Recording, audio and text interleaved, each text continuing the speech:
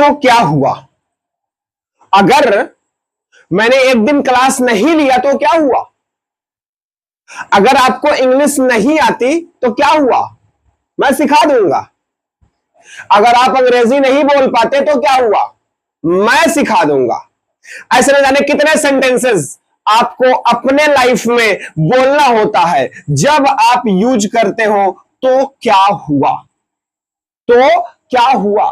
जैसे कई बार बोलते हैं तो क्या हुआ अगर वो आज नहीं आया, या इसी को बोल सकते हैं अगर वो आज नहीं आया तो क्या हुआ। अगर मैं उसके साथ था तो क्या हुआ, तो क्या हुआ अगर मैं उसके साथ था।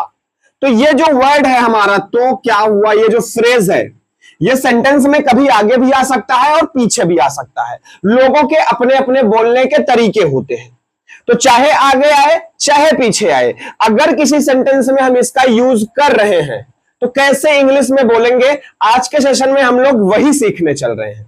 तो सबसे पहले आपको यह जानना होगा कि इस तो क्या हुआ के लिए हम कौन सा फ्रेज यूज करते हैं इंग्लिश में। तो रिमेंबर, याद रखना, आपको यूज करना है सो व्हाट, तो क्या हुआ। यदि या अगर रहेगा इसीलिए क्या लगा लोगे, इफ लगा लोगे। सो व्हाट इफ, और उसके बाद आपको अपना सेंटेंस ट्रांसलेट कर देना है जिस भी टेंस में रहेगा।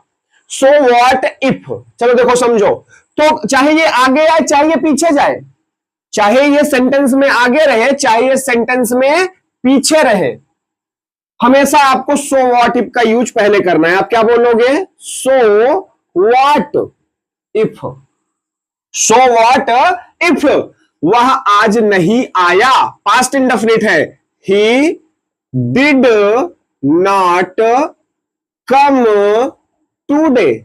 So what if he did not come today, past indefinite में डिड लगाते हो और फिर निगेटिव है इसलिए नॉट लगा दिया वर्ब की फर्स्ट फॉर्म, और आप अदर वर्ड सॉरी एडवर्ब हमने लिख लिया अपना। अगर मैं उसके साथ था तो क्या हुआ, तो क्या हुआ क्या लिखोगे, सो what if, so what if अगर मैं उसके साथ था। अब अगर का तो मैंने लिख लिया ना, इफ मैं उसके साथ था, आई वाज विद हिम या फिर हर। अगर आप किसी फीमेल के साथ थे तो हर, और हिम मेल के साथ थे तो हिम, तो क्या बोलोगे, सो what if I was with him या आई वाज विद हर। अगर मैं उसके साथ घूम रहा था तो क्या हुआ, so what if I was walking with her या I was walking with him. अगर मैं इंग्लिश बोल रहा था तो क्या हुआ, so what if I was speaking English. समझ में आ रहा है कि नहीं आ रहा है, जरूर कमेंट करके बताना। आगे देखो, और ये वाले सेंटेंस को आपको खुद करना है, कमेंट में ये सेंटेंस करके तभी जाना, तभी वीडियो को लीव करना। आगे देखो, तो क्या हुआ यदि उसके पास पैसे नहीं है, क्या बोलोगे, सो व्हाट इफ उसके पास पैसे नहीं है ना, किसी के पास कुछ होता है तो हैज का यूज करते हैं, तो ही हैज, नहीं का मतलब नो, और क्या हो जाएगा, money. So what if he has no money, last में क्वेश्चन मार्क रहेगा। So what if he has no money. अगर वर्षा हो रही है तो क्या हुआ, इस सेंटेंस को आपको ट्रांसलेट करना है।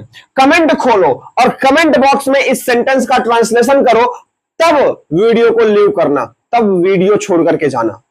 अब क्लास यहीं पे खत्म होती है, आप इसका ट्रांसलेशन कमेंट में बताओ और मैं वहीं पर चेक करके आपको सही है या गलत है उसका जवाब दे दूंगा। ठीक है, मिलते हैं हम लोग नेक्स्ट सेशन में, तब तक के लिए बाय बाय। अपना ख्याल रखना और अपनी स्पीकिंग को, अपने कन्वर्सेशन को और अपनी इंग्लिश लैंग्वेज को और ही एडवांस बनाने के लिए इंग्लिश चैनल को सब्सक्राइब कर लो और वीडियो को जरूर लाइक करो। और आगे आप क्या पढ़ना चाहते हो, आप किस टॉपिक पे वीडियो चाहते हो, आपका कौन सा ऐसा चीज है, कौन सी टॉपिक है इंग्लिश में जो आपकी कमजोर है, आप जरूर बताइए, हम आपको वो बहुत ही बेहतरीन तरीके से समझाएंगे।